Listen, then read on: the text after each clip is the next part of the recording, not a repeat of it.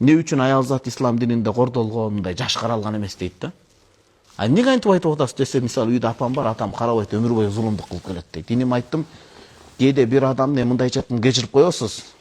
Сиздин сөзүңүздү ишенип гана айтып атам, атаңыздын апабызга зулумдук кылганынан исламда аял динине зулумдук кылат деген келип чыкпайт.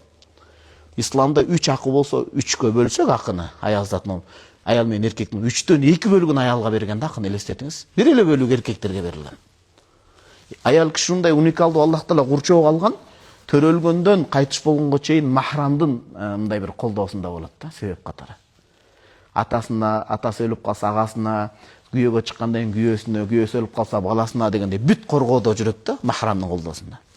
Тоготер ошондой. Демек, Аллах Таала адам атабыздын кабыргасынан жаратып атканы буттан жаратса биз тепселеп коймок экенбиз.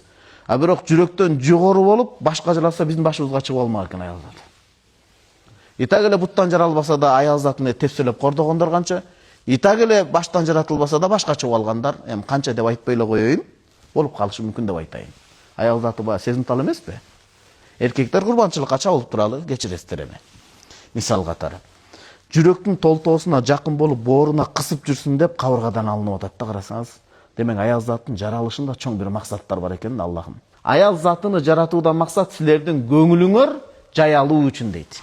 Көңүлүңөр сүйүнүп, жай баракат жакшы абалга бөлөнүү үчүн, эш болуу үчүн, караан тутуу үчүн, жалгыздыкта кусага батпоосу үчүн деген сөз. Бул сакан деген, сакина деген араб тил сөз ушунчалык бай тил. Литаскуну илейхе деген сакинадан келип чыгат, мындайча айтканда, аялыңарды эмне үчүн силерге жаратпайт эркектерге? Эш болуш үчүн. Жашоодо. Эш деген караан болуш үчүн. Түнөк болуш үчүн. Кошо сүйгөн жүрөк болуш үчүн. Солубас сүйүүнүн адал мүрөк болуусу үчүн. Өйдүгө чыкса өгүлдүгө чыкса, мындайча айтканда, жашоодо зеригип кетпеш үчүн деген сөз экен да. Барып аялыңыздан өткөн дос калбай калат да жашоодо. Сиз азыр жашсыз да, досторуңуз көп. Бирок жашоодо жашап, аксакалдар таксытайт, аялыңыздан өткөн ишенимдүү дос калбай калат. Сырдашканыңыз да ошол, тамашалап айтайын, ушакташканыңыз да ошол, бышыкташканыңыз да ошол адам болуп калат экен да. Эмне үчүн анткени Аллах Таала аял затын чындыгында ушундай экен. Эркектин көңүлүн таба турган кылып жаратыптыр да.